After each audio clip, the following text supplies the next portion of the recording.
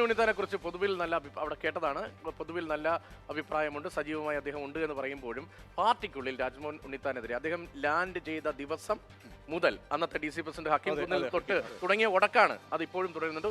ഒരു വിഭാഗം 2019 എത്തുമ്പോൾ ഒരു പ്രതീക്ഷയും ഇല്ലാതെയാണ് ചെല്ലുന്നത്. പക്ഷേ ഇതിപ്പോൾ 2020 ഞങ്ങൾക്ക് അവിടെ ഞങ്ങളുടെ സിറ്റിംഗ് സീറ്റാണ് എന്ന ഉറച്ച മനസ്സോടുകൂടി ഒരു സ്ഥാനാർത്ഥിക്ക് ജനങ്ങളെ സമീപിക്കാൻ കഴിയുന്നു. മാത്രമല്ല ഉണ്ണിത്താൻ എല്ലാവർക്കും നേരത്തെ പറഞ്ഞ ആക്സസ് ഉള്ള എല്ലാവർക്കും ചെന്ന് കയറാം. അത് ജാതി മത ഭേദമന്യേ കക്ഷി രാഷ്ട്രീയ ഭേദമന്യേ ഒരു ഇമേജ് ഉണ്ടാക്കിയെടുത്തിട്ട് അവിടുത്തെ ഇടതു നേതാക്കളും അങ്ങനെയാണ്. ഇപ്പോൾ KP സതീശചന്ദ്രൻ അദ്ദേഹം കഴിഞ്ഞ തോറ്റുപോയെങ്കിലും എത്ര തൃക്കരിപ്പൂരിലെ തുടർച്ചയായ MLA ആയിരുന്നു. ഒരുപക്ഷെ വലിയ ഇമേജിൽ വളർന്നു വന്ന ആ MLA ആയിരുന്ന കാലത്ത് നാട്ടുകാർക്ക് വളരെ പ്രിയങ്കനായിരുന്നു. അദ്ദേഹം കഴിഞ്ഞ തിരഞ്ഞെടുപ്പിൽ അന്നത്തെ കാലാവസ്ഥയിൽ തോറ്റുപോയതാണ്.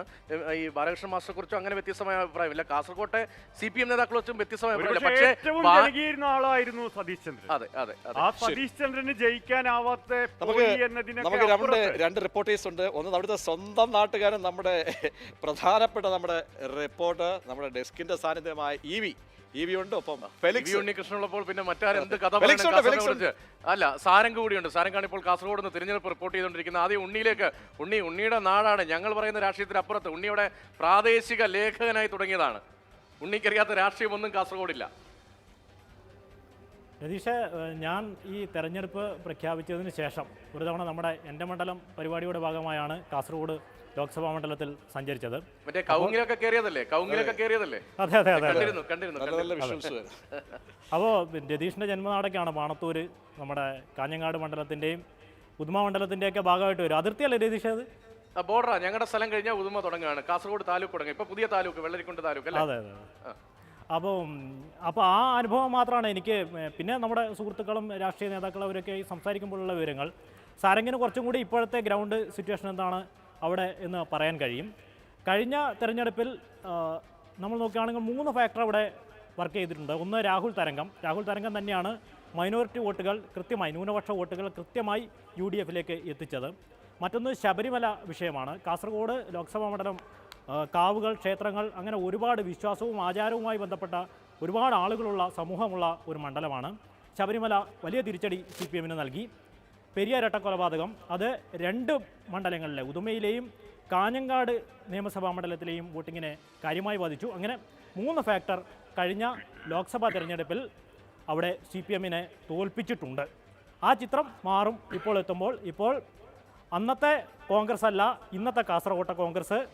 അതുതന്നെയാണ് CPM ഇന്നവിടെ നേരിടുന്ന വെല്ലുവിളിയും. ഉണ്ണിത്താൻ ഇന്ന് അപരിചിതനല്ല. കല്യാശ്ശേരി മുതൽ മഞ്ചേശ്വരം വരെ നാഷണൽ ഹൈവേയിലൂടെ തെക്ക് വടക്ക് സഞ്ചരിക്കുന്ന ഒരു MP ആണ് ഇന്ന് ഉണ്ണിത്താൻ അവിടെ. കാസർഗോഡിനെ സംബന്ധിച്ച് ഒരു ജനകീയ നേതാവ് എന്ന നിലയിൽ നമ്മൾ AKG ഒക്കെ പറയുമ്പോൾ ജനകീയനായ നേതാവ് അവിടെ MP ആയിട്ടുണ്ട്. പക്ഷേ അന്നത്തെ രാഷ്ട്രീയമല്ല ഇന്നത്തെ സാഹചര്യം. ഇന്നത്തെ MPമാരുടെ പ്രവർത്തന ശൈലിയൊക്കെ മാറി. അപ്പോൾ കാസർഗോഡ് സമീപകാലത്ത് കണ്ട ഒരു ജനകീയ നേതാവാണ്, ജനകീയ പ്രവർത്തനം നടന്നൊരു MP ആണ് ഉണ്ണിത്താൻ. അത് സാരംഗിന് എന്ത് പറയാനുണ്ട്? സാരംഗാണ് അവിടെ ഉണ്ണി പറഞ്ഞ പോലെ തന്നെ ദൈനംദിന ഇടപെടൽ നടത്തിക്കൊണ്ടിരിക്കുന്നത്. സാരംഗാണ്, വെയിൽ കൊള്ളുന്ന സാരംഗിന് പറയാം ചൂടിന്റെ കനം.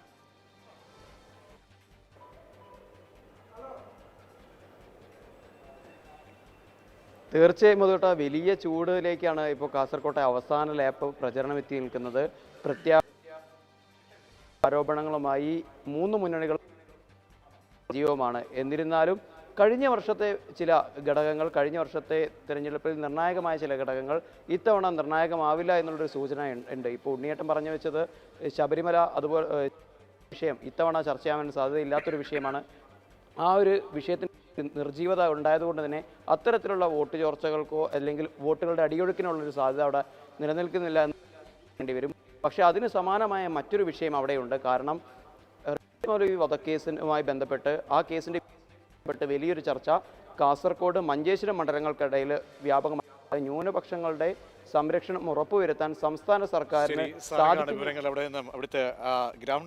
അതിനിടയിൽ ഒറ്റ കാര്യം ഉണ്ണിയോട് ചോദിക്കാണ്ട്. ഉണ്ണി, മഞ്ചേശ്വരത്ത് അടുത്ത നിയമസഭാ തെരഞ്ഞെടുപ്പിലേക്കുള്ള സ്ഥാനാർത്ഥിയാണോ ഇപ്പോൾ BJP മുൻകൂട്ടി പ്രഖ്യാപിച്ചു കഴിഞ്ഞിട്ടുള്ളത്? അതിൽ BJPയുടെ ഒരു രാഷ്ട്രീയം കൂടി, സംഘടനാ രാഷ്ട്രീയം കൂടി പറയേണ്ടി വരും. കാരണം BJP കേരളത്തിൽ മറ്റെല്ലാ സ്ഥലത്തും വളക്കൂർ ഉണ്ടാക്കുന്നതിന് മുൻപേ ജനസംഘകാലം തൊട്ട് ബി ജെ പിക്ക് അടിത്തറയുള്ള സ്ഥലമാണ് കാസർഗോഡ്.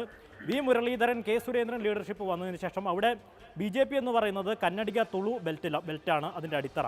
ആ ബെൽറ്റിൽ ബി ജെ പിക്ക് സ്വാധീനം നഷ്ടപ്പെട്ടു. അതാണ് കഴിഞ്ഞ തവണ തന്ത്രിയിലൂടെയും രവീശ തന്ത്രിയിലൂടെയും ഇപ്പോൾ അശ്വിനിയിലൂടെയും ബി ജെ പി തിരിച്ചുപിടിക്കുന്നത്. അത് ഭാവി മുൻകൂട്ടി കണ്ടുള്ള കരുനീക്കം തന്നെയാണ്. ശരി, ഇ വി ഉണ്ണികൃഷ്ണനാണ് അവിടെ നാട്ടുകാരാണ് പറയുമ്പോൾ അതിൻ്റെ കുറച്ചുകൂടി ആധികാരികമായിട്ട് നമുക്കതിനെ കണക്കിലെടുക്കാം. എന്തായാലും നമുക്കിനി